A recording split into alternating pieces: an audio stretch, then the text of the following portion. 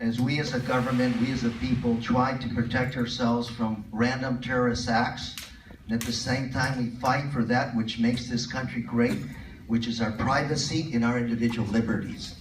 I think when you look at this issue, that the court system can play an important role, which is you can have a judge and arbiter determine what is essentially of national security and what is not. But the fact of the matter is, we are living in a very dangerous world where we need to continue to be vigilant. At the same time, you know what? I like my privacy, the very little that I have, so we have to make sure we do everything we can to respect that privacy as well. Today. In 2003, I was proud to launch another investigation. That investigation was into the Bush administration's use of the National Guard to spy domestically, violating our privacy.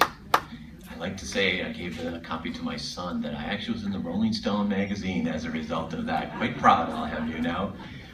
We are the ones, our investigation is the ones that put that on the front page of major newspapers around this country. Privacy is critical, whether invaded by major corporations or big government.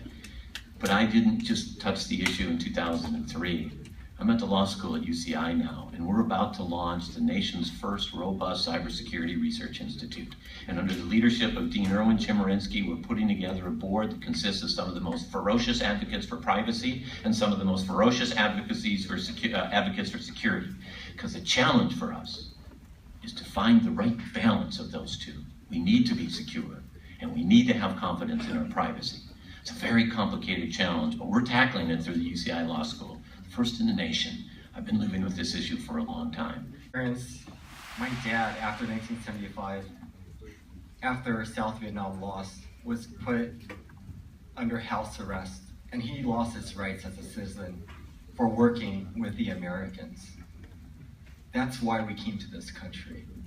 He was under surveillance.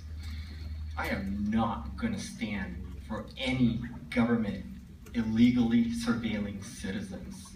That is wrong, and that needs to stop. You know, this is really an issue about government transparency.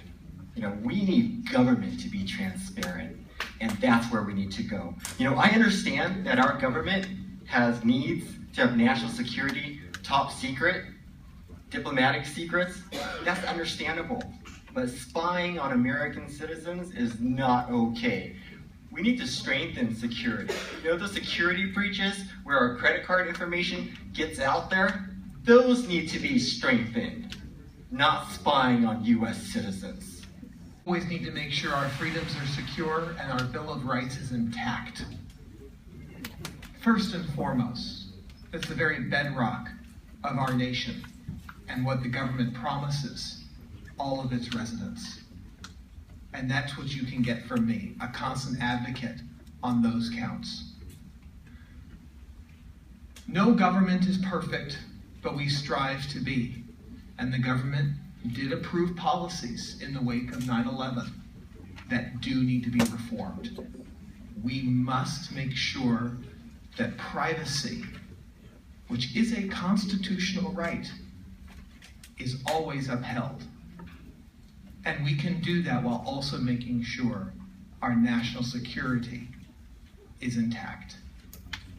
And that is the thoughtful governing you will get from me as your congressional member.